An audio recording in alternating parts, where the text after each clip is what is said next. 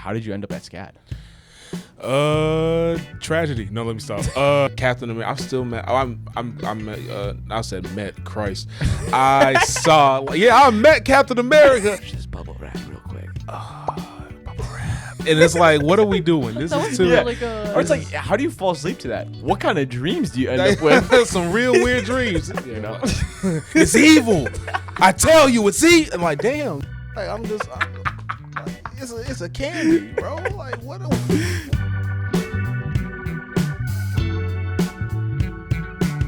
Welcome back to the Jordan Whitrock Show. I'm your host, Jordan Whitrock, and today we have our first ever guest from Savannah, Georgia. I'm super excited about this guest. It's someone that I've had the opportunity to learn a little bit. He's in my cohort at Savannah College of Arts and Design, SCAD. And so I'm looking forward to being able to learn a little bit more about him, have him learn a little bit about me, and then you guys just have a good conversation. We have... Actually, let me introduce him first, and then we'll move on to the next thing. So without further ado, let's welcome to the show, AJ Nelson. What's going on? Nice to be here. Okay, also, what you guys don't know is I also have a new technical director. She kind of clutched up for me, I'm not going to lie, because I was kind of like cooked straight off the bat. When I got down here, I was like, I wanted to continue the show, but the only way I can continue the show is if I have someone that can run my audio and cuts. So I'd like to welcome to the show Luna. Let's go. Hi. Luna, say hi to everyone. Hi. What's going on, Luna? Behind the camera, guys. She's the mystery voice, so you guys won't be able to see her face. But we're working on that too. You know, if any companies want to, reach out to us, get a big brand deal going, we're going. But AJ, welcome to the show, my guy. Nice to be here. So like, I don't really know what we should start out with, in the sense of, I guess, I think the easiest thing is like, how did you end up at SCAD? Tragedy. No, let me stop. I ended up SCAD, so I really, how can I put this? I auditioned through a program called the University Resident Theater Association, which does like all these auditions for different individuals. And you could either go to Philadelphia, Chicago. I chose Chicago. And I auditioned in front of like a bunch of Division I schools and a bunch of like different. Wait, URDA? URDA, yeah. That's what I did too. Wait, Yeah. What day were you there? Chicago. I was there January 25th through the 28th. Okay, I think I might have just missed you. I did Sunday and Monday. Did you do Tuesday and Wednesday? I don't know now. I can't remember. I want to say I was like on the 30th though, so I would have been after you. So I would have started and then ended there. Maybe we crossed paths once, Yeah. but I probably definitely saw you. I just didn't know you. okay. Yeah. Well, yeah, no, you don't. There's so many people there Yeah. that like you just don't have that ability to like actually meet anyone. And also, everyone's so nervous. Yeah. And I was super nervous. I was just seeing everybody because I knew it was going to be like a big program, but I didn't know it was going to be like all of us in this room in chairs, just like sitting down and everyone gets their chance to go. Yep. And when they finally call you, it's like my heart dropped. It was like, damn, like, okay, is this my big moment? Am I gonna mess this up? Am I about to throw up in front of everybody and just walk off the stage and say thank you, calling all guests, thank you? But it was a really good experience though. I performed 2 monologues, got off the stage, and SCAD was one of my callbacks. Originally, I wanted University of Florida. I don't know if I should say this now that I'm at the wonderful University of SCAD. But I originally wanted University of Florida because I knew some people that graduated from there from a movie I did like 3 years ago. And it was a bunch of people from Florida and Florida State. So I had that tie there. But when I did my interview with SCAD, it was me and 4 other people. Yep. And it was 2, I forgot their names, but the 2 people that interviewed us, they talked about like a lot and like what SCAD had to offer. And I asked them like, would I be able to do this there? Would I be able to do this? And like, would I be able to do shows? And they kind of like supported the fact that like even the actors want to do their own independent works. So once I found that out, I was like, this school might be for me. It might be a better fit too. So I ended up here. Mm-hmm.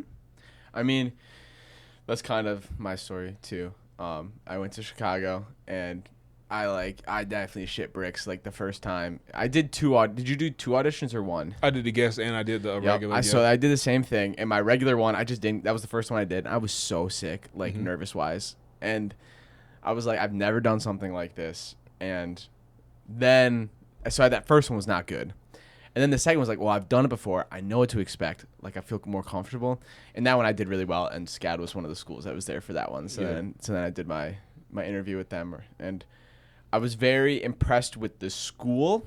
Because there was other programs that I looked at. And I was like, But, like, yes, it teaches you acting. But it doesn't teach you beyond, like, acting. Like, there's no really film aspect. And it's like, I have a lot of stage experience. It's the film that I have experience, but not like, hey, this is how you should do it. It's more of like, you just like trial and error. You know, it's like, I need someone to learn and teach me, you know. Okay, so when did you decide that you were going to go to SCAD? After, let's see, I want to say February. So originally I was still waiting on University of Florida. Yep. But once I kind of felt like the chance for that is dwindling a little bit, I was like, you know what, let me see what my other options are. And I had SCAD, I had New York Film Academy. Yep. I had, I think, Essex 15. Okay. I also had an interview independently for Florida State University for their film program, but they weren't. I went for directing or producing, but they didn't have a slot open. They had a slot open for like special effects, and I'm not a special effects person. So I ended up actually going and looking back at SCAD, and I was like, this seems like the perfect program for me. It's a school that's dedicated to film, it's dedicated to the arts, and it's not too far from my home. So yeah, it seemed like a perfect. But I'll tell you something funny. The way you described being nervous for, I think you said you were nervous for the guests one. Well, so what order did you do yours in? I did guest first, and then I did the regulars first. I did regular, and then I did guest. So I was like, damn. I was nervous. So what's funny is I was hella nervous going into the guest one. Yep. But that actually like helped me with my performance. And everybody, like, I did Shakespeare's A Comedy of Errors. Yep. And I did The Piano Lesson by August Wilson.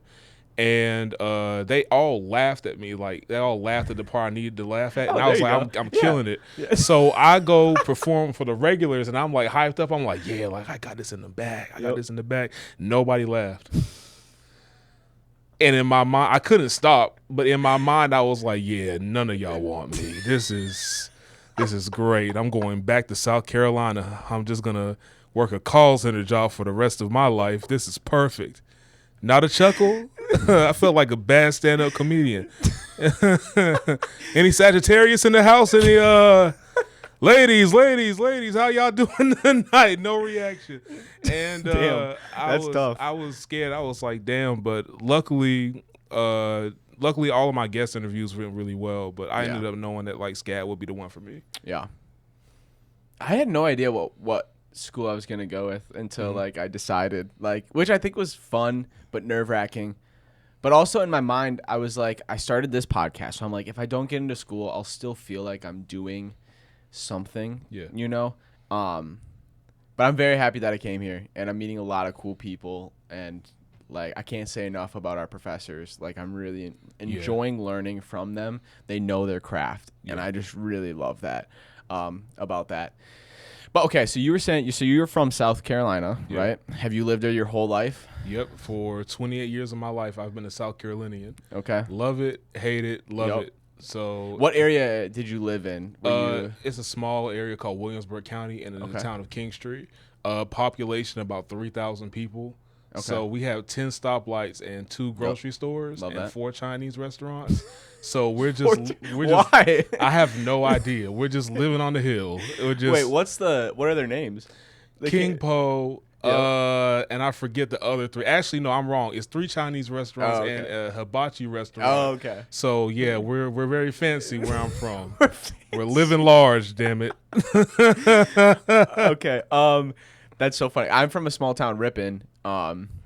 7,000. So I guess it's like almost double the size of yours, but like there's one of everything, right? 'Cause there's no room, you know. And our biggest gas station chain is called Quick Trip with K, and there's like 2 on each side. and then it's like there's two other random ones in the middle, and it's like just the street that goes all the way through, but which is kind of funny. But okay, I've lived in Wisconsin my whole life. So what is it like living in South Carolina your whole life? It's how can I describe it without people wanting to kill me? I'm thinking like a lot of people that I know maybe haven't even been to South Carolina. So like what's the environment like? I guess school is probably similar, but it's very hospitable. Okay. Southern hospitality, you get a lot. It's a quiet. I consider it a lot like really, really a quiet. More. This is where you'll go if you retire. Like we have places like Hilton Head, Beaufort, Charleston, South Carolina. Oh, that's right. That is in South Carolina. And like Mount Pleasant, and like these places where you can like retire and settle down. It's a lot going on. Like there's a lot. If you go to Charleston and Columbia and even Myrtle Beach, there's a lot for the arts. Sometimes I feel like it's lacking in arts, especially for like me, which is why I kind of like left. But it's a really, really, I don't regret growing up in South Carolina. I love the fact that I grew up there. I'm proud to be a South Carolinian, but it's things that I would improve, like would really want improvement there. But growing up there was fun. It was fun overall. What's like, so like where you lived, are you considered like country? Yes, half country, half hood, basically. And like we'll walk around barefoot on grass when we wake up. It's that type of country. Oh, okay. And it's my city is very small. It's a very good community where everybody knows everybody. Yeah. So it's like your mother will know somebody else's mother. Your aunt. It's like your family friend will end up being your aunt or your cousin.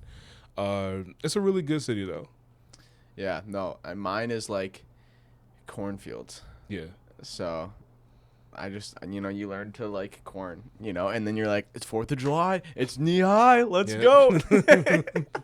But okay, so what got you into the field of arts and entertainment and all that kind of stuff? I actually was I started doing like little plays when I was like 5 years old, and I started doing like talent shows or whatever, and I kind of realized that like, I really do love art. And I really do love like performing in front of people. Whether I haven't really done stage work, but I really do love something about performing and being able to like get outside of just myself and being able to like entertain. And I kind of found out during high school when I was there's this what really influenced me. There was this skit group named Dorntainment. This was back when YouTube was really like the early 2010s, where like YouTube skits were like really popular. Okay. And there was this group called Dormtainment, and they used to do like these film skits in their apartment. And I kind of wanted to do the same thing. I started doing like skits in history class that made people laugh. I started like writing shows. I think I started writing a book that was a little bit too adulterous. It got me in trouble. Kids, do not write erotica when you're in 11th grade. But your mom will find out and you will die. But no, I realized that I wanted to be an actor and I wanted to be a writer and a director. And then once I got to college at Claflin University in Orangeburg, South Carolina, I started like winning in my film festivals. I started making my first show called Dying is Easy, College is Hard. And I realized that like I want to be able to be like a Spike Lee in a sense, a Donald Glover, an Issa Rae, someone that's able to do all the below the line work, which is directing and producing, while also being like above the line, acting and performing in front of the camera. So I really just want to be a great all around person when it comes to arts and be able to like make my own legacy for myself. That's awesome. Yeah. It's a long road. It's tough, I'll say. It's really, really a tough thing to do, though. Like, people don't understand how hard it is to be an actor. Like, the mental preparation, even when we had to perform for our realism part. Dude, which you killed. That was insane. Appreciate it, man. Appreciate it. That was like, I don't even know what to say. Because, like, you guys' group, you could see steady growth every time. You're just a little more comfortable. But for some reason, whether it was the pressure, maybe you just realized that you perform better under the gun like that, But, like, it was just miles ahead of what it was. And it was like, oh, no, I see the action. Like, I don't see you guys anymore. I see the characters that you're portraying. And it's like, yeah, that's what acting is, So, like, that was, like, it was so cool to watch that and be like, okay, that's what I got to be like, like that's what I'm striving to do, Appreciate it. I was so nervous that day, like even waking up in the morning, like even I think Tuesday morning I woke up and I was like, no. When we were in improv class, it low-key hit me for a second because I was like thinking in my mind, like we were about to perform and I was like, oh wait, I got to perform tomorrow. Oh, I'm about to die in front of everybody. And what's much funny is when Joan was like, the days before, she was like, so we're gonna bring in the other class. Yep. Is everybody happy? And like, I didn't want to be the one to say no, God no, please, no. I didn't cry in front of everybody. I didn't want to do that, so I was just like, yeah, of course, yeah, let everybody see me come throw up and die and fail in front of everybody. But I was really. I knew I prepared, and I knew my scene partner Percy, who was wonderful, like she prepared as well. And it was just when we started like performing, I didn't really, until I sat down and had to start writing on the pad or whatever, is where I really started to feel the role. And then I did not expect myself to cry. Like in rehearsal, Percy cried. She was really in the moment. I was like, damn, I'm really bringing it. But she was like, you're bringing everything I need as a scene partner. So I was like, bet. And I wasn't expecting to cry. But when it happened, I was like, internally, I was like, oh shit, am I good? Am I good? Yeah, so I'm curious, did you realize that was happening in that moment, or were you so in the scene that you didn't, you know what I'm saying? No, in the back of my mind, I was like, am I about to cry? Am I about to shed a tear? Oh no. Okay, let it happen. Yep. And I was so wrapped up in the scene because my character was someone who I understood where he was coming from, a man that's tried. And he may have did it wrong, but he's a man that's attempting to do the right thing for his woman and attempting to do the right things in the world. And I kind of really related to that in a sense. So when I felt that tear, I was like, okay, let it go and try to stay in character. I think I cried again when I was on the sofa. And it was just something magical about acting because it's like you're yourself, but you're also outside of yourself. And you're also like playing in a role that you have practiced for, and you have to do your text. And I understand why we're doing the text analysis stuff too, because you have to find a way to like relate to this person. And it was really fun to do. I enjoyed it. I didn't expect the people to come up and hug me and show empathy for me after. And like the way, like I think Elizabeth came, she was like, "Hey, I need to give you a hug." I was like, "Damn!" Like I had y'all really that locked in, like. But I'm grateful to have professors, and I'm grateful to have peers that are supportive. Like that's one thing about SCAD. Everybody is, from what I've seen, very supportive of what we want to do, and like very honest, and like we're all trying. Like we're all coming from different demographics, different backgrounds, different age groups, and we're somehow able to perform under like one roof and be able to have a coalition with people.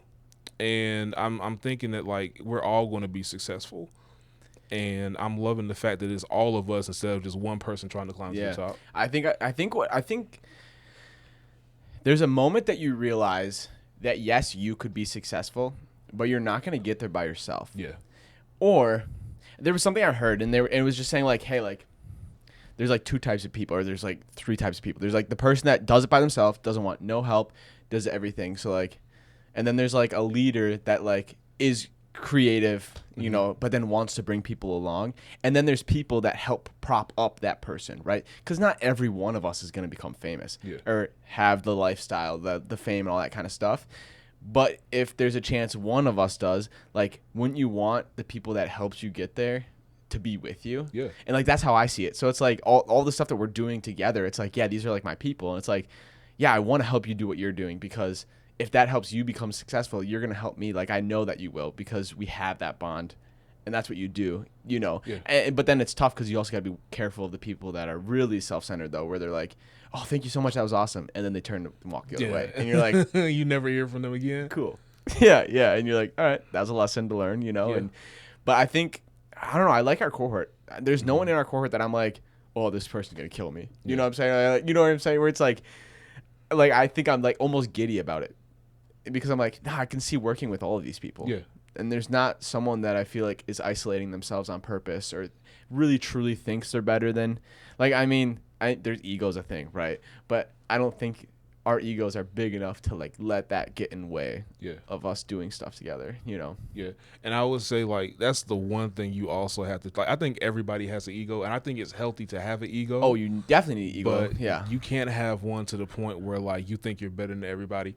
The one thing that I always felt was destructive, especially I'm not gonna say like, well, a lot of the art that was being presented around me where I was in South Carolina, especially like black art, it was kind of, it's hard to do movies where, how can I put this? Because I'm trying to word this in a correct manner. Well, in general, it's just hard for people to want to work together because everyone thinks that, okay, well, if I do this film or if I do this opportunity, if I have this opportunity to act, then I'm obviously better than everybody. Oh. And and then your pretentious side starts growing, and you don't even want to work with people anymore. I'm open to like I was doing shows at my best friend's house on a sofa, on a raggedy sofa, and I wasn't able to even pay people at the time. We were just eating pizza, but everybody wanted to like work together, and everybody wanted to like be together to be able to like act. Acting should be a joy. But the problem is that a lot of people look at acting as, they look at it only as how can I get on a stage and get an award. And my dream, it's funny because my dream is to win an Emmy, but my dream is also not to be the only one that wins something. It's the problem when you're the only person that wants these acclamations, but you're not willing to bring people along with you. You're not willing to look at the person beside you and say, let's work. You're only thinking, hey, how can I get this opportunity off you and grow? Mm-hmm. How can I get this opportunity off you and like step aside and leave you where you are? And I think that's dirty. That's hella dirty to be able to do that to somebody. But here, I think I'm finally able to be comfortable in a space where I'm able to work with, how can I put this? Where I'm able to be healthy working with others because I don't have to think about a betrayal, or I don't have to think about someone else saying, well, I got my idea off, now you want to get yours off, well, then you're going to have to do it by yourself. You know, I want to do, there's a show, and I'm bringing her name, shout out to Aaliyah if she listens to this. I told Aaliyah about this show that I wanted to do called Girlfriend Therapy, which I did a show called Boyfriend Therapy 4 years ago, which is basically like 5 men sitting down and they're in like a group therapy session. But there was supposed to be a spinoff called Girlfriend Therapy once we were done with that, but it just never So this is along. a show that you created? Yeah. Okay. All right. And I told Aaliyah about it, and I actually sent her the script to watch it. And, well, not watch it, but like, well, she watched the episode of Boyfriend Therapy, but I sent her the script to Girlfriend Therapy. Yep. Because I wanted her to see it. And I'm planning to shoot that during the summer. Oh. Right? And I'm in a space where like these people are like willing to help me out in a way that I never never expected. Like this quick, you're really interested in like what I'm doing this quick. Like I don't have to jump through hurdles or remind you about this or like tell you like this is a good idea. And I don't have to convince you. I don't have to trick convince you. No. I don't have to say like, no, I know somebody in the industry. Let's do. I don't. I know Scorsese. I know. It's through 10 people. You know that you know everyone through 10 people. Like I know him. I have an agent. I have a manager. Trust me. But it's like people here are really really joyous about the arts, and it's really really a good environment. Yeah. No, well, I mean, even like doing this podcast, like coming down here, it was like the only way I was going to be able to do this was if I had help from people. And it's like I knew I was like, I'm going to have to at some point I'm going to ask people in my cohort like, hey, do you want to be a guest on my podcast, you know? And it's like there's nothing in it for you besides like we get a fun conversation, you know, because it's like I'm a poor college student. You know, it's like I don't have the money. So what you realize is like, okay, that's where it's like you trade off, where it's like, if you do this, if you help me with this, I'm totally going to help you with that, because that's the only way that we can repay each other at this moment in our lives, you know, because no one is a millionaire right now, you know, and I think that's what's unique and fun. And that's where the fun stuff can happen, because if something is a train wreck, that's a memory. Or if something is really good, that's another memory. And then you can use that as you continue to act or create your craft. So one thing you talked about that I'm kind of interested in, because I'm not, is you're a writer. How do you write your scripts, or what's your process of writing your scripts? because for me, I'm someone that like I'll write a really crummy script and then be like, okay, this is like the outline, and it's like I know I don't have the right words, and whoever's gonna act is gonna have the right words. So it's almost like as long as it gets this idea across, I'm totally fine with it. Is that your writing style, or you're someone that like, no, each word that I write really means something and I want to keep true to it? It depends on what I'm writing. So if I'm writing comedy, I'm always thinking about like how would this sound like in film. I'm always thinking like everything doesn't have to be like a punchline in a sense. So I'm also thinking like how to like write around the punchline. Like that's why I watch shows like because I want to do a lot of workplace comedies. So I watch shows like Abbott Elementary or Parks and Recreation, Community, The Office. So I'm watching these shows and studying how to like get around to the punchline and how to make something funny, how to like make a joke without it being a joke. Yep. Whereas drama, every single word has to mean something. So like it's two different sides of how I write.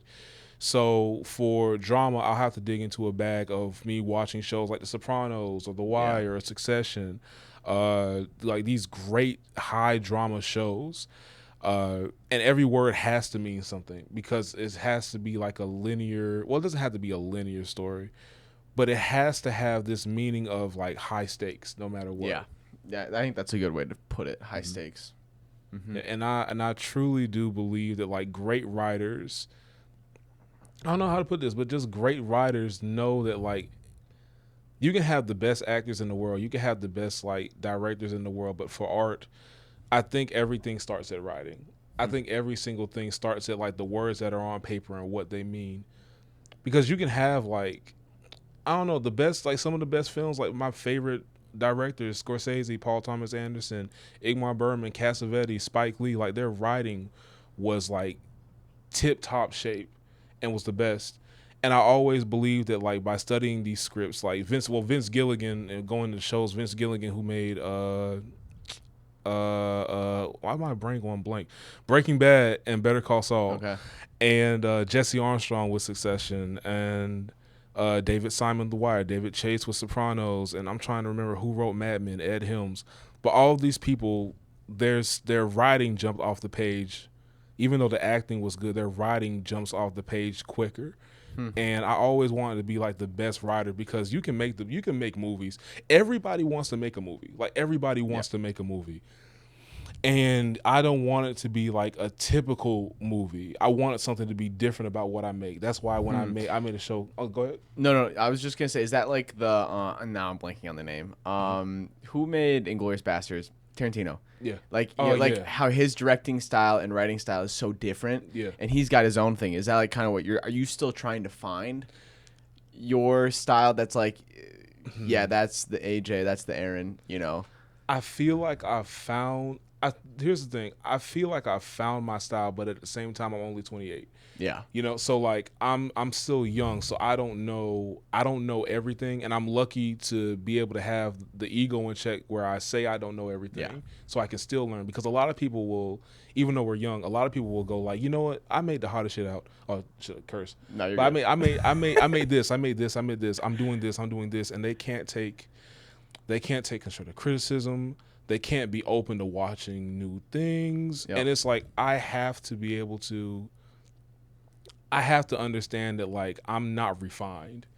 I'm not all the way perfect in what I want to do. I have these ideas. Like I have ideas that range from like there's this one, I'm working on a book, which I can't talk about I can't talk about like what the book is about because it's kind of adultish. Okay. But I'm working on these like different projects that have so much range. Yep. And it's like my mind is bouncing from one wall to another to the point where like, am I a drama writer? Am I a comedy writer? Am I a dramedy writer? Do I want to do sci-fi one day? Yeah. And it's like I have a base, but I don't have a base, if that makes sense. It's interesting because like I think when people meet you, and I'd be curious to see if you agree, like the first thought is like keep to myself, not very open, like ha ha ha, very funny.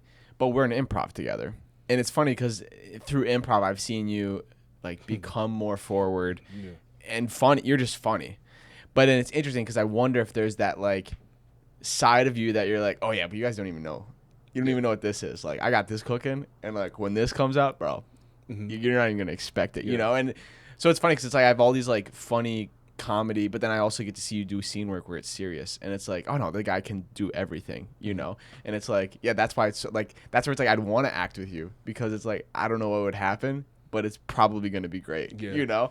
And just I think it gets you excited to like be here doing stuff, being in the industry. I think there was I talked about this in the last episode, but like there was a moment where I got like really sucked into the SCAD ecosystem where like I kind of forgot about the real world. It was like go to class, work out, eat, go to rehearsal, go to another workshop, come home, sleep, redo. And then it was like there was something that happened and I was like, oh yeah, that's right, the real world's out there. But it was like for that moment you're like, if that was my life, like that'd be kind of fun, you know. And I think that's when you realize you're doing the right things in your life to get you where you want to be, you know. Yeah, it's about the lifestyle of it too. Like the only time I feel out like in touch with the world is I'm going to Sam's Club, and other than that, it's literally the same thing. Like, do you have any crazy stories from Sam Club? I don't know if I can say it on here, but let's just say I saw someone with a red hat on, and I was like, yo. No way you're wearing this red hat in Savannah. In Sam's Club, all I wanted to get was my pineapple spears, and all right, and you're gonna wear that hat. That's crazy. I just wanted my free samples, and I see this. Okay, Nope. But yeah, to piggyback on what you were saying about improv, it's like I am more of like a reserved person. I'm a calm person. Like I'm not really wanting to do too much. I have my headphones in. I'm just relaxing. If you talk to me, I'll talk to you. Like I'm not like, but I've always been like a hilarious person. Like even when I was young, like I was a Michael Jackson fan, and like I would literally, my family would tell you, like I would wear like a glove, like a fucking white glove. Oh, not a white glove, like the glove when you wash the dishes or whatever, like the yellow rubber glove. Yeah. And I would actually put on Michael Jackson's music when I was like 7 or 8 and start to dance, bro. Like I've always been like this funny comical person to where I could just like turn it on like that. And like when I'm in improv, like I got to say, like out of all my classes, I think improv is the best.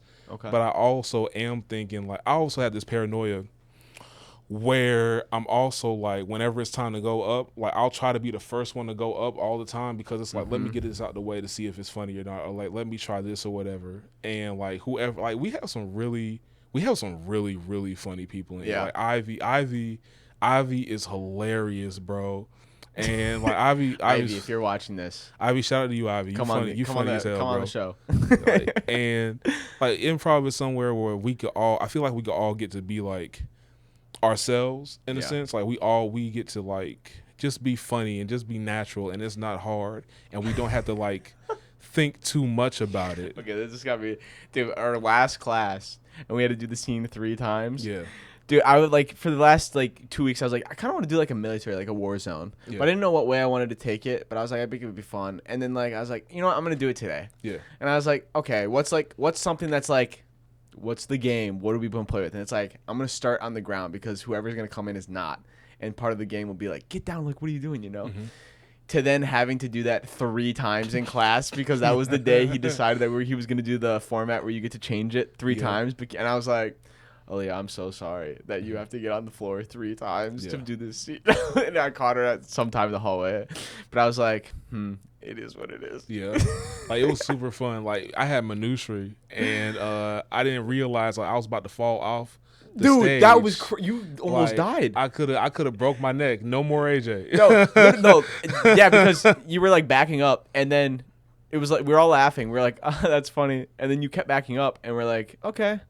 And then you got close. You got close to the edge, and then we're like, "Hey, stop!" But I don't know if in that moment when we all start yelling, "Stop!" Before you stop, were you thinking like, "What?" No, I wasn't thinking. I was just in the mode because like I was so into it. Like for some reason, I was just so into it, and I was like, "ATL machine, ATL," and like I didn't realize I was about to fucking die. Yeah, you slid across the whole stage and almost went off the side, and we're like, "Stop!" I was about to pull a Kurt Angle and break my neck, and it was like, "Yo!" But like once y'all said stop, and I was like, I stood up and looked at the chair. I was like, "Oh." No, literally, you had like this much before you were off. It was kind of impressive though. Like, it's blocked really well. You know, the blocking was very generous in that. Next time we're gonna need a PA to make sure no one dies and no one's harmed in these moments. Yeah. What was moving here, was there any funny stories moving wise, or it was kind of just a boring move? Because you only moved one state over.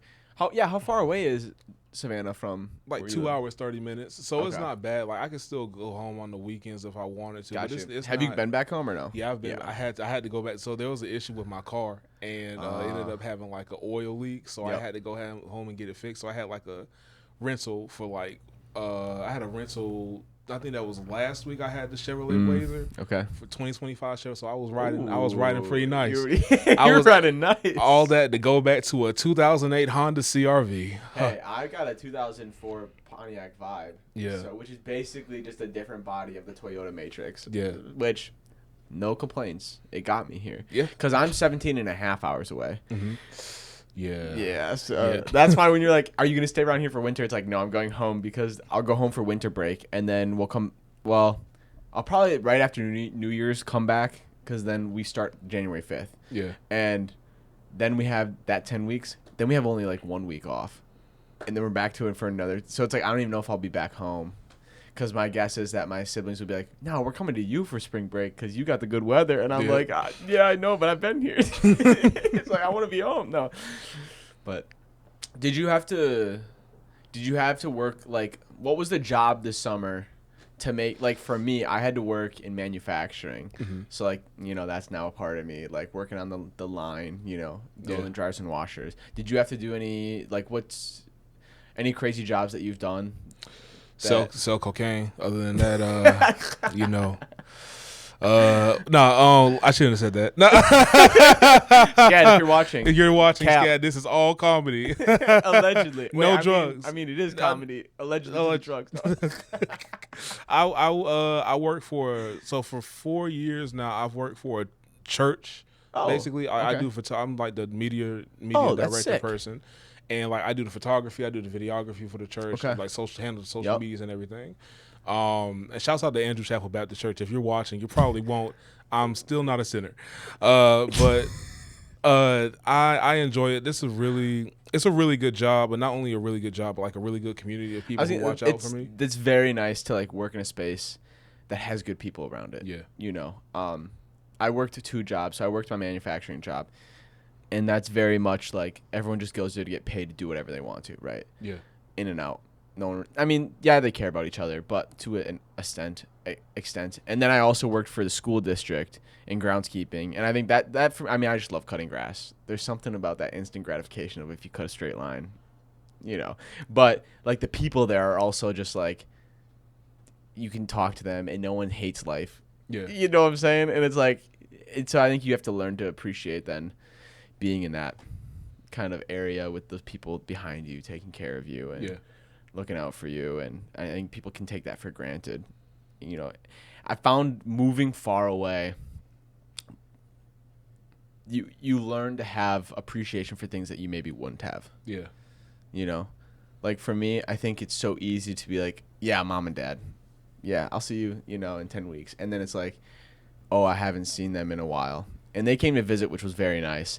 But it's like my brother, he moved to Missouri for mission work, and I talked to this on the last episode, but I haven't seen him since the beginning of August. Mm-hmm. And for me, that's the longest I've gone without seeing my brother. Yeah. And so it's kind of like I can't wait to get back. Like that's part of like my excitement to get back home because it's like I can't wait to like hang out with him, play Villainous, like board games and stuff like that's what we like to do. And so it's like I'm excited to go see my family again. Yeah. But the nice thing about SCAD is that you're just so busy doing stuff that you don't have that ability to like kind of complain or like self-loathe, It's just like, oh no, like I got to go do this. This is my job. And then I'll get to that, you know, because the time will come. Yeah. Yeah, SCAD does give you like a lot of opportunities. Like sometimes I call them opportunities, sometimes I call them work. You get a little, but they do give you enough to where you're not in your head to the point where you're like thinking like, damn, like what's going on. It gives you like a healthy amount of like, it gives you a healthy amount of progression, if that makes sense. Like school, like being here gives me like, and that's low key a blessing in a sense because like I would say, okay, how can I describe this? I can say from 2023 till like January 2025, I was wondering where my life was going. So I was doing from college, which was 2017. Yep. I made my first show, and I continued to do shows and films all the way up until 2022. And then I did a movie in Florida, and then I came back to South Carolina, and I tried to do like this big show, like this whole like limited series, which was 8 episodes long. Yep. But that failed. And when that failed, because I promised so many people that I would be able to accomplish the show, and we had like a whole team of like crew. Why did it fail? Or just oh, this is a good story. Well, I'll say was it just like the production itself? The production process didn't work? Well, I'll say this. Where I'm from in South Carolina, it's a lot of stuff that goes on with the arts, but it's usually like painting, dancing. Gotcha. When it comes to film, if you're not doing a certain type of film or a certain type of series, you may not get the support that you want. And it's also that, but it's also, I'll have to say, like, I was 20, how old was I when we tried to do At the Loneliness? I was 25 years old, and my co-producers were all in their 22s, like, 20s as well. And I'll have to be honest, looking back, I think what happened is that we wanted to make something dope, but we weren't prepared all the way to do it, because it was I went from doing like these small skit series to wanting to do like something that was like on the level of, say, Random Acts of Flyness, or like I would say what was the other limited series? I'm drawing blanks. Or like in Atlanta, or like something like Atlanta or Insecure. And trying to do that big of a show in a city, in a state where you're not going to receive a lot of support, and you're not going to receive a lot of backing or funding unless you're like this big name. Yep. And it was frustrating because I did have the mentality that, like, this is a dope idea. Why is it failing? And when it did fail, and I kind of saw how people like left me or like threw me under the bus when I said nothing. It was like that learning experience. It's a huge learning experience, but like I took it the wrong way, and I took it in the sense of like, let me just stop creating. I was still right, but like when it came to like making short films or like going back to doing short films, I didn't even want to do that. I just spent my time away, just social isolation, just in my head of like, damn, I'm failing. Like, why is this happening to me? Why am I suffering? Why do I make these promises? And why do I have this ability to do these great things, but there's no product? And luckily, what happened in 2024 when I saw I knew a couple of people that already went through the URTAs. And shout out to Ardarius Stewart, shout out to T-Roy Roberts, who went through your URTAs, and they ended up going to Florida. Ardarius, I went to Claflin with. T-Roy, I went to the movie in 2022. Okay. He actually helped me like audition and like prepare for my auditions with your URTAs. But I just lived in frustration and just like a lot of self-loathing and like isolation of, well, if I'm not working, if I'm not doing anything with film, then who am I as a human being? Who am I as a person? Like, and sometimes what happens when we want to do these great things in life and we feel like we failed, we think that automatically everything is just the end for us, but it's not. I believe that there's opportunities or there's learning in every single lesson, whether it's a failure, whether it's something that you felt like you should have achieved and it didn't go the way you thought it would go. There's always something there. Like, God doesn't give you the ability to do something for nothing, I believe. And I don't believe we have these talents just to like sit in squalor or just to like hate ourselves, you know? And I think it's beautiful that I ended up here because I'm amongst people who probably won't talk about like their failures. And everybody doesn't have to talk about their failures because it's everybody's business. I mean, it's their business. But there are people that have. Sorry, that was just kind of funny. Tell me your failures. Yeah, I deserve to. Tell me where you messed up in life. Well, I mean, I guess I had never told you about it. I know if you're watching, you know this, but like, I have had 3 failed podcasts before this. And I mean, like, I'm not saying this one's successful, but I've done it the longest, you know? So it's like, it definitely, you have to fail. And then the best way is you learn from your failures, you know, from that standpoint of like, okay, I just got to not do that again. You know, or I do that again, but this way because Yeah. this is the way that's going to make it work, you know? Yeah, you have to do a lot of reassessment. Like assess yourself, assess where you are, assess the people around you. Like I put trust. The real hurt, especially when you're wanting to make something, is putting trust in people who let you down. Like I can say this. I had when I tried to do when I was trying to do the show, I had a meeting when we realized, because we didn't even make it to the pilot. Well, we made it to the pilot episode. Okay. But we never finished it, and I had to have a meeting with my co-producers. Okay. And one of them was like, well, I wanted to tell you that we should have shot the show 6 months later, but I didn't want to tell you. Why would you not tell me? Why did they need to? Why were they like, you should shoot it 6 months? We should. later? I guess she was saying that we should have did some more prep, but she was. But wait, why? Then why the hell? Why are we filming right now? Why are we filming right now? Why didn't you tell? Cause I didn't know if you'd get mad. What? I'm a grown man. Tell me, tell me. It's not about me. Like, I don't think people understand. Like, just because I'm making something, or just because I have this show, or just because I'm doing something, doesn't mean I'm not. I hired you as a co-producer. Like, I'm not the one with the biggest ego of, well, this is how I run things. I want people. You should never want to be the smartest person in the room at all times, because if you're the smartest person in the room at all times, you're not going to learn anything. Yeah. You want people who are better. Like, I don't want to be.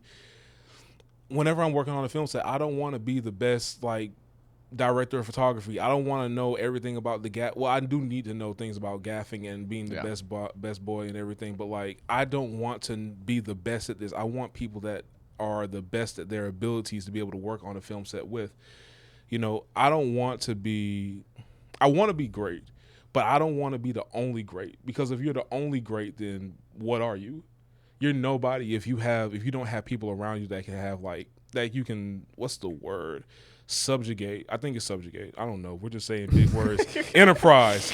But see, if you want to, we can have Luna look it up quick for you.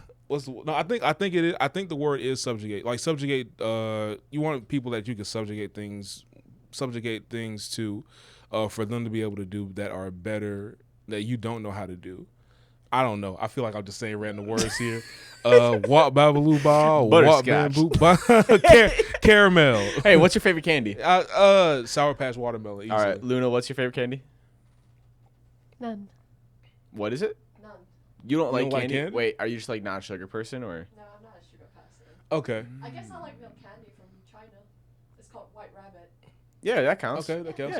Yeah, that counts. Okay, White Rabbit. I don't think I've ever had that before. It's really good. I hate people that slander Twizzlers. I just feel like saying that. I don't know why, but people slander Twizzlers. Oh, do you like Twizzlers? I love Twizzlers. I don't have an issue with them. Even black licorice is it's not great, but I'm also those people that are I hate black licorice with it's passion. all right, don't let black licorice control that much of your life, It's evil. I tell you, it's evil. I'm damn, nigga. It's a candy, bro. What are we doing? Oh man, that's so funny. Okay, my favorite is Reese's Pieces. I like the cups, but I think I like the cups more, but I can eat way more pieces than cups. I don't know what I could literally just right from the box or whatever. That's just it's like crack cocaine to me, I guess. Yeah. I don't know. So I gotta watch myself, dude.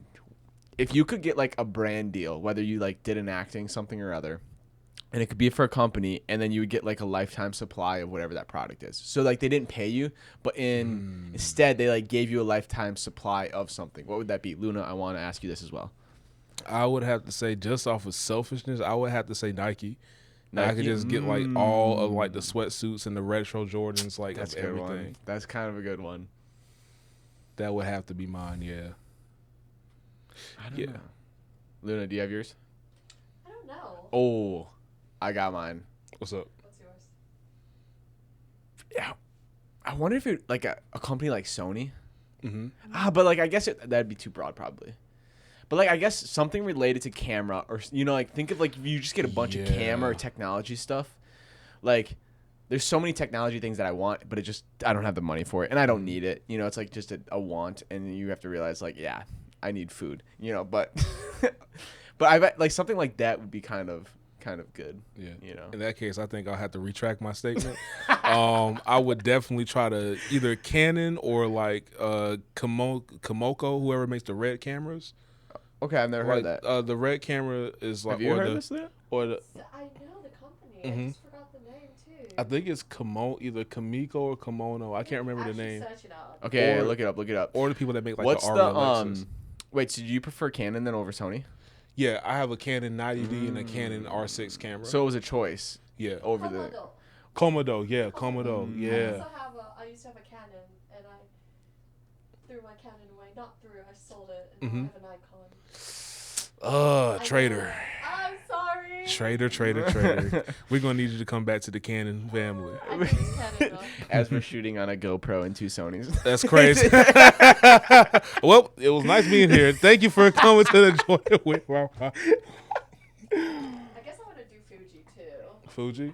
Yeah. Wait, talking to the microphone because I bet they didn't hear anything you just said. I guess I want to do Fuji. Dude, okay, have you guys ever gotten into like what's the no, I'm blanking. Like where they do like the Oh, ASMR? ASMR. You ever Yeah. get into ASMR or no? It's too weird for me. Dude, it's so weird. Just like Okay, Luna, wait, what about you? I did a project for my advertising. We did IKEA. I don't know how to mention Yeah, it. IKEA. Yep. And then I had to do like an ASMR cleaning video, and professor loved it. Got an A on that. I have to show Dang. you guys later. You will have to show us. Yeah, I just like you said, it makes me uncomfortable. Like, hey, how are Really? you doing? It's a great day. It's the clicking that got It's me. a great day to be here. Yeah. Are you happy? You want to feel that? I'm gonna touch this bubble wrap real quick. Bubble wrap. And it's like, what are we doing? This That is was too. really good. Or it's like, how do you fall asleep to that? What kind of dreams do you end up with? Some real weird dreams. It's somewhere. It's some dude right now in his basement just watching ASMR. Like, this is getting me all right. Like, are you okay? Are you okay? You a therapist, buddy? Like, what are we doing here, man? The sad part is, it's not just one guy too. It's, it's like 5 people around the computer, just like, do you want to hear me play with some? Do you That's want not even what to? I was Do thinking. you want to hear me play with some bubble wrap? They're like, yes. Do you realize I'm on the headphones? Yeah, I can dude. hear you guys so clear doing that.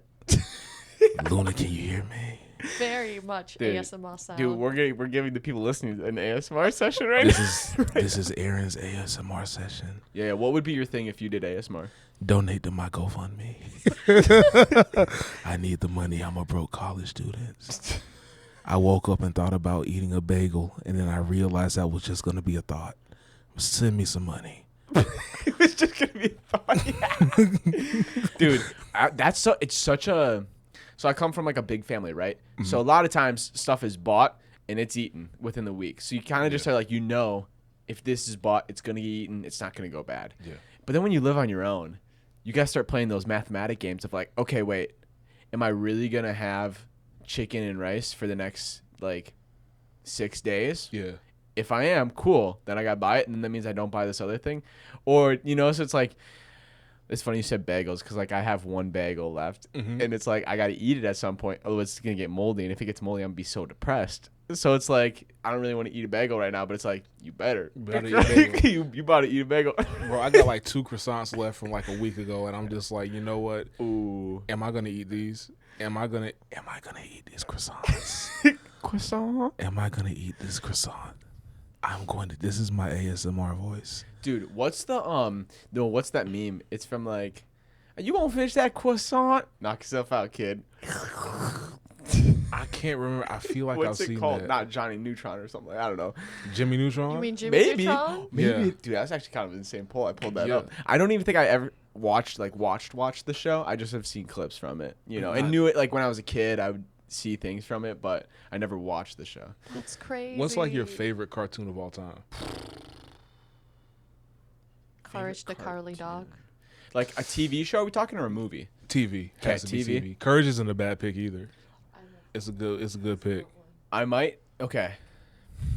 For nostalgia purpose, I'm gonna give Tears because I don't think you can. For me, I can't have one that's like a winner of all time. Mm-hmm. For nostalgia, I'm gonna go like. You ever watch Boomerang? Yeah. Do you know the Wacky Races? No, I haven't seen that one. Okay. So it was like it's just like a bunch of race cars racing, and then there's like this bad guy who would like try to mess up all these cars, and then obviously he would like mess himself up in the end, and that was like the thing, right? And the good guys would win. But like that would be like nostalgia. Like that's grandma's house. Like we're going to grandpa's, we're watching, in the morning.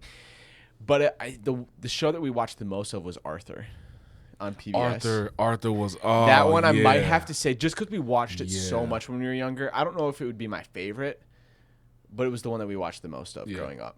It was because it was on every time after school. Like I think the show started literally at like 4 or 3:30 to allow kids get home till they just like turn PBS on and start watching. It was like Arthur, and then I forgot it went straight to like PBS programming like right after. Because for my time zone, it was like your time zone was probably 4 o'clock. Oh, true. But mine, it was like 5 o'clock. It was Arthur, and then like Miguel, and then straight to like PBS, and it was like, yeah, it's time to go eat dinner. It's enough of this. Okay, this might have been like a Midwest thing, but did you ever like watch Little House on the Prairie or like the Waltons or anything like that? Never watched it. Dude, that was like, so when we got older and it was like, I'm not watching Arthur, you get that phase, sadly. Then my dad's like, okay, but like, this is before Netflix, all that stuff, right? So you didn't get to choose. You were still on TV.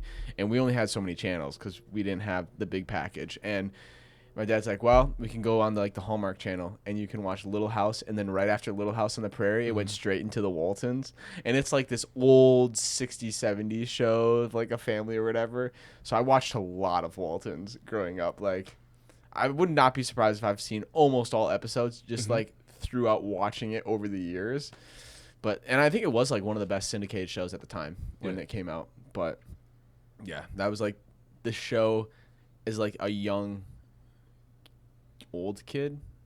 Yeah, because I wasn't an adult. So I was going to say young adult, but I wasn't an adult. It would have been like that 5th grade, 4th grade, 3rd grade kind of vibe, you know? But I don't know. Luna, did you tell us what your show was? Courage the Cowardly Dog. Oh, Yeah. okay. Or Ed and Eddie. See, Well, you guys, because you guys are older than me, so you guys are like my sister's age, and like I am in the weird place where they had shows like PBJ Otter, all that kind of stuff. Yeah. And then it's like that all like it all started switching over when I started watching. So then I never actually got to like have a show because then by the time my sisters were done watching, then we just jumped to my younger siblings. And then they just like watched their shows. So I never felt like I had a show that was like, oh yeah, this is like my childhood. Yeah. Because for me, it was always playing catch up. And then it was like, okay, we got to watch this because my younger siblings, like this is entertaining to them and I'm fine. Brain rot. That's fine. Yeah. But I guess I kind of realized I got kind of gypped out of that. It's kind of sad. Yeah. What's your all-time favorite movie? Malcolm X. Spike Lee's Malcolm X easily. Denzel Washington's performance in that was just out of this world. I don't think I've ever finished that film. I feel like I've started it. I'll have to watch that. It's a masterpiece. Either Malcolm X. If I had to get my top 5 movies all time, Yeah. I'm going Malcolm X, Spike Lee. I'm going Bamboozle, Spike Lee. I'm going The Master by Paul Thomas Anderson. Okay. Give me Barry Lyndon by Stanley Kubrick. And give me Scorsese has to go somewhere in there. Yep. So I'm going to say, which one is my favorite Scorsese movie? It was Taxi Driver. Taxi Driver. It was Casino. Oh, Casino yeah. Casino That's doesn't pretty get enough praise because it came like right after Goodfellas, and they were kind of like a little bit similar, yeah, in a sense. the But like mob. Casino, I think Casino is low key like. If I had to go top 3 Scorsese, I'm going Casino, Irishman, Raging Bull. Oh. Yeah. See, my thing is like I don't have someone that I love watching all of their things. I'm more of like I really liked this movie. Yeah. I really liked this movie. Like I don't have like I've never followed a writer or a director and been like I really like how they do their thing. Mm-hmm. It's more of like oh I really like that, but then I also like this style. Yeah. And then I like this one over here. And so like cuz I know like I have film friends where they're like oh god, Tarantino, I love it. Yeah. Like everything about it. That's the storyline. That's how I want to write my stuff. That's how I want to direct it. And it's like that's so cool, but it's like I just don't like I like his movies, but then I also like this kind of style too. Yeah. And I can't but like behind me, I don't think you can't see this in any shots, but I have Casablanca, which is like my favorite black and white film. It's kind of like a cheesy one that way. But then Blade Runner 2019. That's the film that got me into like, wait, I could kind of what if I did this as like a career somehow? Like whether that's behind the screen or in front of the camera, like this is like it was like that moment where you're like, no, people like the only way that this gets made is people get paid. You know, and you're like, wait, I could get paid to do this.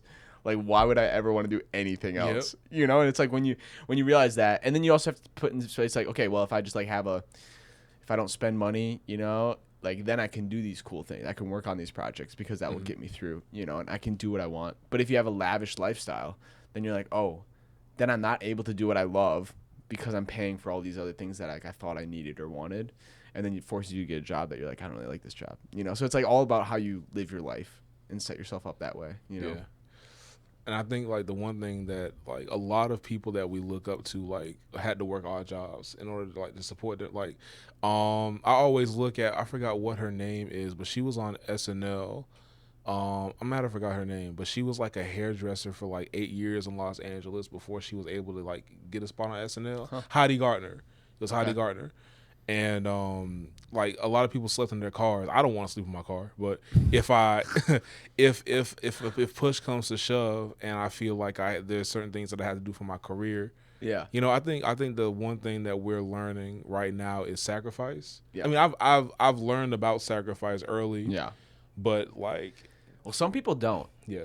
A lot of people aren't. Oh my God, go ahead. No, I was just gonna say I think some people don't, and that's a scary thought unless you have mom and dad behind you. Yeah. Like serious mom and dad behind you, you know?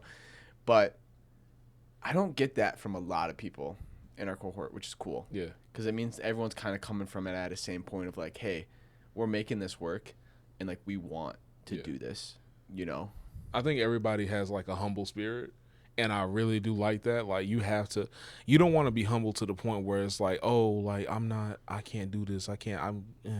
You want to have that sense of just like, you know what, I don't know everything and I know that I'm young and I know that I have a lot to learn. Yeah. Like you want to have that in you because you're not going to be able to grow unless you have that. But everyone around us is just like so great spirited. I feel like everybody around us is really great spirited. I was trying to piggyback off what you said earlier, but I forgot. Casablanca, though. I've never seen Casablanca. Casablanca? I've never seen it. Oh, it's a good film. Yeah, it's in black and white. There's one scene where it was like it's like where they used like not a camera optical illusion, but it kind of is. So they like it's like they have like an apartment scene, and like you watch him walk through the house, but you don't really put together that like you're technically the camera's going through walls. Mm-hmm. And then, like, when you, like, actually zoom out of that scene, you're like, well, yeah, there's no way they would have got that shot. There's literally a wall there. And then you, like, realize they, like, kind of cut the apartment in half so that they could just keep it going the whole way through. And you're like, that's kind of like, because that's what they had to do back then because they didn't have CGI and all that kind of stuff. And so I think and then also that's, like, a good storyline. It's, like, World War II, all that kind of thing. So it's, like, how can you get out of, you know, Casablanca, which is in Africa during World War II where the Nazis are coming in, you know, and taking over the French territory. And so it's just like a cool story, and it's a noir film, so it's also got that detective vibe to it, which is just like that time period. And so I really liked that film because I think it made me appreciate film more than just like superheroes. Yeah. Right? Because superheroes is like, oh, that's a big explosion, that's so cool, and then all of a sudden you're watching a black and white film, and you're like, this is so basic, but the storyline is so powerful, and the way that the actors take those words and make it something makes it entertaining. And it's like, oh, that's what acting is. It's not the ability to like be thrown across a screen to make it look like you're flying. You know, it's like, oh no, it's being able to take something so simple and almost boring on page and making it into some masterpiece. Like that's where talent is. And I think that's what helped me really appreciate the aspect to more of acting than just superhero films. Because I remember when that superhero craze was going on. Yeah. It's good. Were you wrapped up in it? Marvel, I definitely was. I'm a Marvel fan, but I wasn't like, oh, we gotta go see. Like I don't know. I remember when I'm talking before Endgame. Were you going to every Marvel film? I was not going to every Marvel film. Okay. I was. I was seeing I would make sure to see all the Avenger films. Okay. Yeah. But Captain America, I'm still met. I said met Christ. I saw. Yeah, I met Captain America. What the fuck? Yeah. Okay. I remember seeing Captain America. I remember seeing Captain America Civil War. Yep. And Yeah. I think that's my favorite Marvel movie of all. That one was that one had so many surprise. Well, that was the film that took everything to the next level to set up for the other Avenger films, right? And it's funny because I always forget that that's a Captain America film because it just felt like An Avengers film because it was everyone, you know. And I wonder, that's kind of interesting thought though. That's like the first film that had a name of one character that had other superheroes in it more than like one or two. Yeah. And then you kind of look around at films after and you're like, well, that's kind of what they all kind of turned into, you know. Yeah. But I don't know. I lost it after WandaVision was a good TV show. WandaVision was fire. That was pretty good. But I think that's because we like television. So then you kind of getting told the history of television through the series, which I think was fun for us. But then like after that, you know what killed it for me? The American Falcon. What was that that show killed it for me. Because I was like, I'm not buying it. The new Captain America with Anthony Mackie. What's the name of it though? Luna, look this up. What's the TV show with like Captain? What's the TV show? Yeah, it's like the new Captain America, but it's Falcon. Captain Falcon. Yeah, is it? No, it's not Captain Falcon. Yeah, I know. It might just be. Wait, what? The new Falcon show? But there's a new one that came out, right? Yeah. So it's the one before that. But anyway, I just was like, not buying I'm good. Like, because I also liked Captain America. And so then like seeing his character's The Winter story. Soldier? No, that's the movie. Yeah, that's the movie. Yeah. Brave New World? That was the movie too. Oh my God. Matter of fact, I think. Yeah, I don't know what it is. I forgot. Sorry, guys. No, you're good. Not that I forgot. I can't. It's not on. Anthony Mackie. It's not online. I don't know. I might. So I know search it exactly wrong. what you're talking about too. It was That's why we need the Falcon and the Winter Soldier. Oh yeah, okay, that's what. Yeah. That Didn't I was. say Falcon? Yeah, what were your thoughts on that? Did you watch that? Yeah, I watched it. What were your thoughts? We don't need to see that again. okay. I'm Dude, not. it was so bad. Yeah. To tell the story of him just getting the shield, like we didn't need that story. It, I guess it sets up the other Captain America to be part of the other series. Yeah. I guess, but like, he's dead. Captain America's dead. There's no need to have a new one. I didn't understand that either. I think I tapped out after. I liked WandaVision. Everyone said the Loki show was good. Yeah. I couldn't get into it. It took me a bit. I watched and then I got through season one was good. It took me a bit though, and then it took a while for 2 to come out, and then 2 came out, and I think I watched like the first episode, and I was like, again, and it was like, like, and then I was like trying to watch all the movies. So I'm like, at least I can watch all the movies, and I think I'm still like 3 behind, and I'm like, I'm done with superheroes. You know, I'm ready for like some real stuff. Like that, as I think our culture is in a crazy place that everyone is so mad at each other that it's like I'm sick of us, and I think that's like the Gen Z, because I think you're Gen Z, right? Yeah, I'm late millennial. Yeah, you're right on that bubble, but it's like, wait, I'm millennial, 1996, so I am. Millennial. Yeah, I'm late millennial. Yeah. I am Gen Z, I think. I'm 98. Mm-hmm. I think it's a Gen Z. no, you're 98. 98 is Gen Z. Yeah, Yeah. I'm Gen Z. Yep, Yeah. you're Gen Z. Okay, so you're a millennial at the end. But I feel like our generation is so sick and tired of like pushing everything off, or just like, I don't know. This is how I feel. We escaped for so long. We would just do whatever we can to escape. And this is like beyond our generation. I'm talking like generations before us. That I feel like I'm at a point where I'm like, are we really just going to turn around and not do anything about it? Yeah. Are we really just like, is that what we're doing here? Because like we can see it hasn't worked, and it's like I'm sick and tired of all of us being so mad at each other. And it's like we don't have to agree on everything, but also like we're all humans, and we should love each other and care about one another, And just because I don't agree with some political thing or some religious thing, it's like yeah, but you're still human, you know. At least like, and I think that took me a bit to realize. And the one thing that helped me, and I've said it before, is like, it's that realization that you're like, oh, if you're religious, I'm Catholic, so God, Jesus, all that stuff. So it's like, oh, Jesus teaches you to love everyone. Just because you don't agree with your religion, like everyone on this planet is God's child, and you should take care of them or care about them, you know, even if you don't agree. And I think it's so tough because people just get so filled with like defending that you can't have a conversation anymore. Because it's not like I'm saying I need to prove you right. It's just like, oh, no, this is what I believe. This is where I'm coming from. So that if we are working together, you can see where I'm coming from. And you'll be like, oh, okay, this is why maybe he thinks of it this way.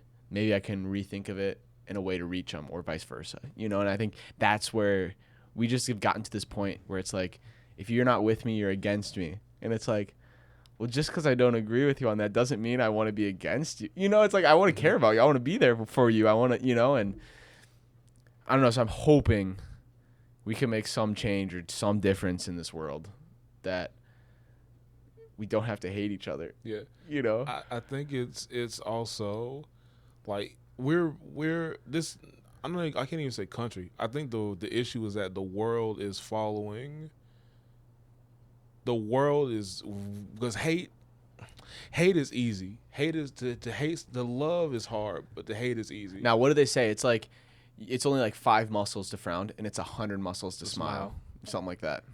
And it's like, it's easy to like. I mean, if you look at who's unfortunately in charge now, it's easy. Like, hate is being pushed to where like there's supposed to be division. Like there's supposed to be, because division leads to certain people being in charge. It leads to a certain part of America wanting bloodshed instead of peace. I mean, if you even look at like, how like Homeland Security on Twitter is literally like making AI videos of African Americans, of pushing bounties on like ICE agents, which is totally untrue. Like, it's easy to push hate. As someone who understands a lot about like the history and understands like how this country is going, or even the world is going, even it relates to movies, like people want more realism. Like, I think the superhero but the superhero era, I mean, it was good when it was going on. Yeah, I think it did its part, but now I think people are like, I want something real. Yeah, I want to, and especially when we're coming to this place of AI, you don't even know what's real anymore when you're online. And what's tough is we're in a society where you kind of have to be online to be connected, to do what you need to do, and then you get roped into this stuff that's fake, and you're like, it's shaping people's minds and opinions, and it's like, yeah, it's not even real. Like, why are we, you know? And so I'm excited to like create real stuff, or stories that are funny, or stories that are sad, but it's real, and people can connect to it, and people can be like, no, that's real. I agree with that. Yeah. And that made me feel this way. And it actually made me think about something, how maybe I thought, and maybe I don't agree with that anymore, or maybe I do agree with that, you know? Push the boundaries like that. Yeah. But that's what we get to do. Yeah, we get to make great art. Yeah. Music-wise, what do you like? See, I just came out of my Noah Kahan and Ben Rector phase. And country. I love country.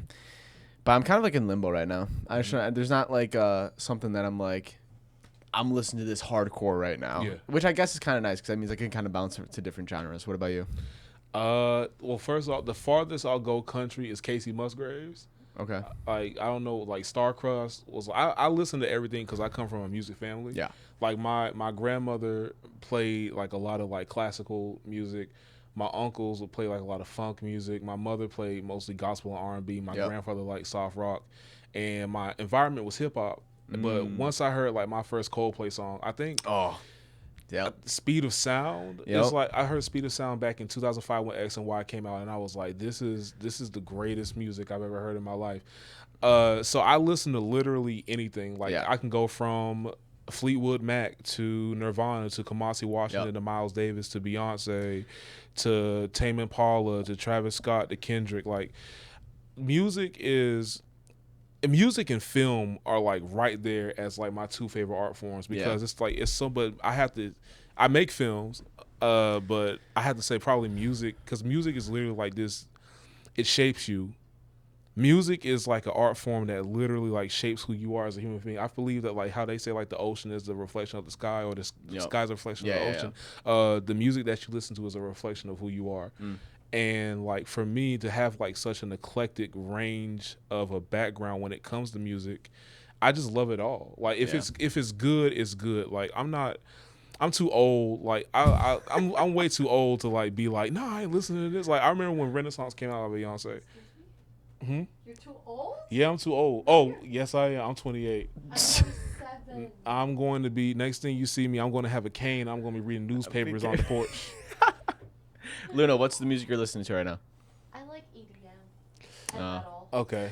See, I always say there's I can listen to most things, but the two things I can't like just choose to listen to is like hardcore, heavy metal, like scream. I think that like I can't do that. Once in a while, maybe I'll be in a weird mood where I'm like, okay, I can see it, but then it'll be a short phase. And then like operatic is good in certain things, but I wouldn't choose to listen to opera music. Like those I feel like are the two extremes. And it's like most stuff in the middle, I'm game for, you know, or we'll figure it out. But yeah, I can't do the farthest I can go in the metal is like old Motorhead and like maybe some Metallica, maybe some Korn, but like I can't do heavy metal. No. EDM was cool. Like EDM kind of, it depends on like the last I remember was like maybe Calvin Harris, you know, and that's not even really like EDM, is it? Like that's if you listen to EDM, like they consider it mainstream guys. EDM. See, I'm impressed with AJ, your ability to pull up names. It's not my forte. I can't like. If you were to say like, what's this film name? Who directed it? I wouldn't be able to tell you. I'd be like, it's a good film. I can tell you what it's about. Yeah. But it's like beyond that I couldn't. And like I'm jealous of people that can do that. Because also like you need that in the field, like because you might run into that person, you know. And I'll be like, hi, I don't know your name, but your face, I know it. Now I'll tell you something that happened to me when I was when I had my interview at Florida State. It was these two guys that interviewed me for producing and directing. Yep. And they asked me like, "What's your favorite movie of like this decade?" And I said Tar, one with Kate Blanchett, where she's like the conductor. Yep. And they were like, "Well, who directed it?" I was like, "She's like, how is it your favorite movie? You don't know who directed it?" I was like, "I understand. I won't be going here in the future. Thank you so much for this opportunity. I'm gonna just go ahead and go back to Kingstree, South Carolina. This will not be my school of choice." I mean, it's a fair question. Yeah. But like, I just didn't know that day. Like I knew. So then after that, you've like, I need to know the name of every single film I like, so I can give every little bit. Like I know who Gaffer number 2 is. Yeah, I know. Who? Who? Tell me who was the line producer on Malcolm X right now? And it's like, oh. Please don't fire me. But no, I think it's like, I don't know. I just come from a background of like knowledge, kind of, and like you kind of have to know. So I do not know everything in the world. No, I do not know everything. Only ChatGPT does. I hate ChatGPT so much. I hate like using it. Like I don't. The only time I used it was like for the church because I had to figure out something. But other than that, like, dude, I use it all the time for like. Because, like, you know how YouTube is, like, choice words? You need to have specific words. Yeah. I'm terrible at English. Like, that's just not my strong suit. Like, words, all that stuff. And so I'm like, yo, I have this sentence. I know it's good. Yeah. But I'm missing a word in it to make it great. What's the word? And I'll be like, ChatGPT, make this sentence have the word that I'm missing. And then it will help me. And I'm like, okay, that's not what I want. But it gave me an idea of like what I need to do. Or, you know, so it's like, it's a good thing to like bounce ideas off of. That's what I like using it for. But all right, before we go, I want to ask you one more question. All right. For your future self, what are your goals for the future? So if you were to look back at this episode, you'd be like, I did it. Or you'd be like, oh, I forgot I wanted to do that. You know, like what's AJ now hoping future self does? Continue to remember that God has me. Wait, that is a goal. I was about to say that's not a goal. That would have been that would have been very wild. Next thing you know, I'm going to hell. My goals: keep creating shows. Yep. Marriage, beautiful wife, beautiful kids, Yep. That's a beautiful good one. house. Just keep building, I guess. Yeah. I don't know what the future. Like, I have these aspirations of having a workplace comedy on HBO. I have these aspirations of winning an Emmy, but we don't know what happens at the end of the day for real. So I would have to say my biggest goals are just to keep moving forward no matter what. Yeah. Like just because I know there are going to be more difficulties. Like, we're going to face more hardships, but that comes with life. Mhm. So I have to say, just like keep continuing to wake up every day and understand that I'm going to have to fight, but it's going to be a good fight, and I'm going to win in the end if I just keep pushing. Mm-hmm. And hopefully I get to work with someone like Donald Glover one day, or meet one of my inspirations like Jordan Peele or whatever. Yep. But yeah, that's basically it. Just every day, just keep on working. Yeah. Great. I love that. Well, I think we can take it to camera 2, GoPro. Thanks, everyone, for watching the Jordan Whitrock Show. Luna, thank you so much for helping. Couldn't have done it without you. AJ, thanks for being the first guest No problem. in Savannah. I hope you had fun.